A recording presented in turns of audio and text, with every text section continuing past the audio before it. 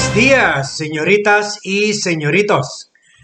In confirmation of our Saturday political analysis, former President Rodrigo Roa Duterte has already indicated or has already made known to his allies that he is eyeing a big participation or action in the 2025 senatorial election. At tulad ng sinabi po natin noon, when we reported about the Tangerine survey at iba pa mga survey na that has been coming up one after the other. That's why a few months back pa po, since we saw those surveys at saka yung nakita natin na tuloy-tuloy na pag-iingay ni former President Duterte and his past meetings with this PDP Laban Party, we already told you that all indications lead to the possibility of Duterte running for a Senate position in the 2025 election. And more than that, he is likely to go for the highest post sa Senado. But before we proceed there, we will report muna yung anong sinabi niya sa meeting niya sa mga sa mga supporters niya sa Senado and sa PDP Laban before we make we give reasons why Duterte must or has to run in the 2025 elections. Kumaga sa kanya, this is a fight for survival. So, I will give you the reasons why. So, first, dito muna sa report ng Politico.com, a very reliable and also coming from the Facebook page of Senator Bato de la Rosa, nagpapakita dito na according to Bato de la Rosa's photo and also the report from the Politico.com, nagmeeting si Duterte kay Senator sa PDP Laban Senators Francis Tolentino, Robin Padilla, Ronald de la Rosa, and Bongo.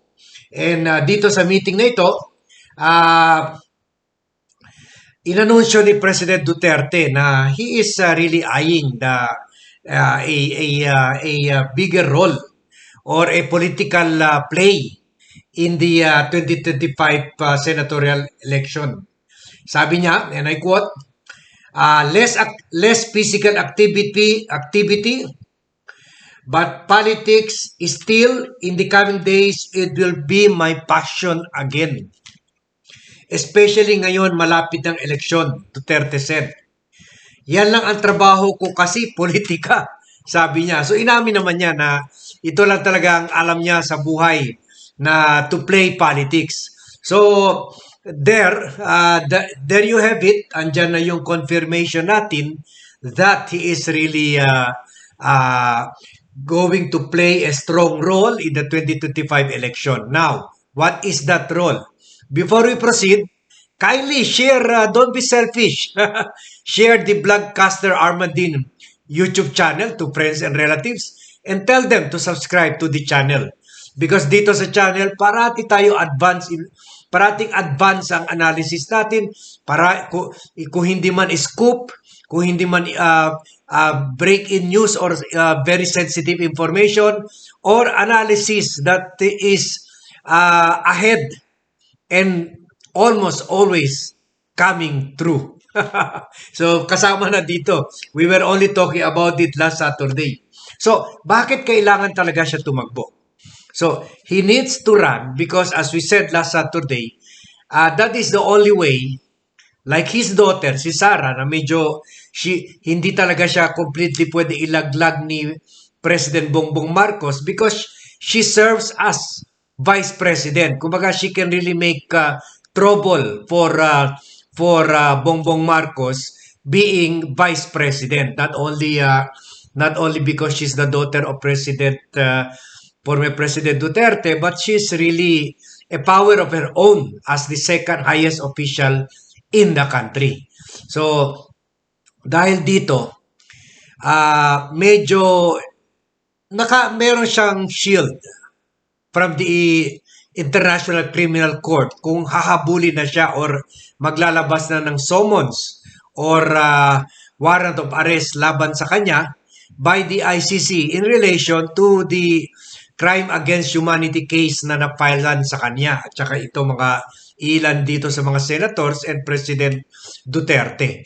So, yan ang sandata niya, yan na position niya for the next 6 years. At least as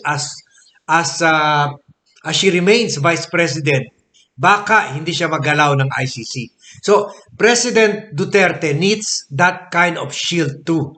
That's why he needs to run in 2025 to be elected senator, and not only that, he will target to become the Senate President.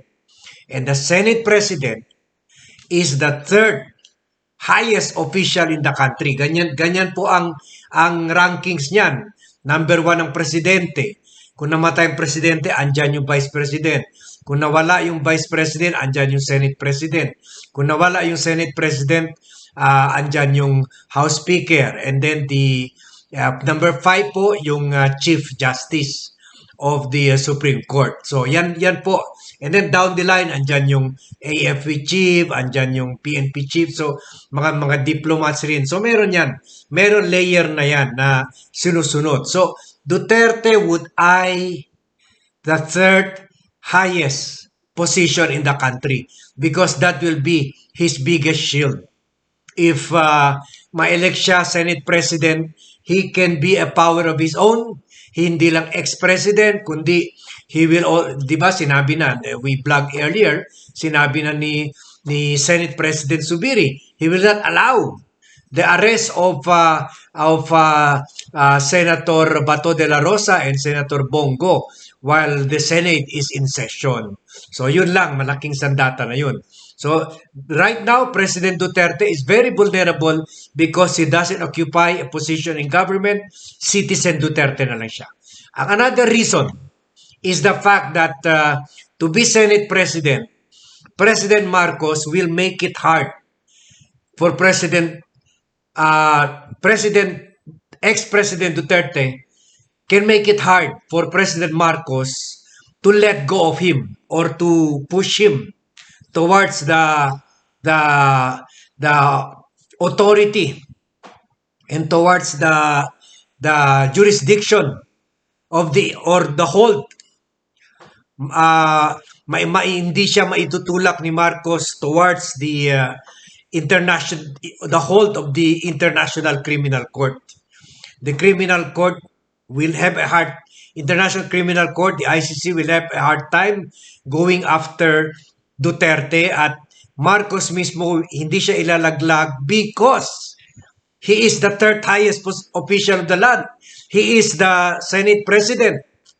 So yan po ang komplikasyon dyan. Yan ang power play na, the more reason dapat i-share nyo itong vlog. So, because I'm already telling you yung game plan nila, and we should stop this at all costs. Let us do everything. Let us share and let us make noise in social media na ito ang most likely plano nila. And being the Senate President, pwede rin ni Duterte ipitin si Marcos. Baliktad na. No longer all-powerful na si Marcos, kundi he will be a weakened president. Hawak na ni Duterte yung Senado, so pwede lahat ng mga priority bills ni Marcos, lahat ng pera kailangan ni Marcos, pwede nila iipitin. Father and daughter, second highest and the third highest official in the land. So hawak na hawak talaga nila si Marcos sa leeg. And therefore, they can best, and the third reason, so first reason is shield from the ICC. Second reason is political strength para hindi talaga siya tuluyan mailaglag ni Marcos and push him to the jurisdiction and control of the ICC. And then third reason is to ensure the presidency of Sara Duterte in 2028. Kasi kung hawak niya yung Senado, hawak niya si Marcos, so Marcos will not be able, kasi lahat ng pondo ng gobyerno dumadaan from the Congress, nagsisimula sa Congress, and then ina-approve and then ini-evaluate ng Senate, and then ina-approve ng Senate, and then ina-approve ng both Senate and Congress in a bicameral conference committee. So yan po ang procedure dyan. So Marcos can never move without the Senate supporting him. So, with that, pwede hawakan ni Duterte, ng mga Dutertes at si Arroyo, si Marcos, and pati yung endorsement niya reportedly kay Speaker Martin Romualdez as the next president, or kaya si Senator Amy Marcos na who will run for mayor in Manila, specifically to gain bigger exposure in the national news and influence. Mayor Isko almost did that, di ba? So, yun po ang game plan nila. Three reasons: shield from ICC, shield from Marcos, and to retain his political power as the third highest official in the country. And third reason, to be able to have complete control sa gobyerno. Imagine, Vice President and Senate President, lahat Duterte. Baka with that kind of power, pwede pa sila, they can challenge Marcos to elect in, pera-pera lang man dyan sa Kongreso, the next Senate Speaker na galing rin sa hanay nila. So, itong nakikitang game plan ni VAD. So, please share this to all friends and relatives, and warn them about the incoming political play, the incoming danger for the country in the 2025 senatorial and local elections. So, thank you very much for watching. And again, please share this blog to friends and relatives, and tell them to subscribe to the Blogcaster Armadin YouTube channel. And I'll be seeing you in my next vlog.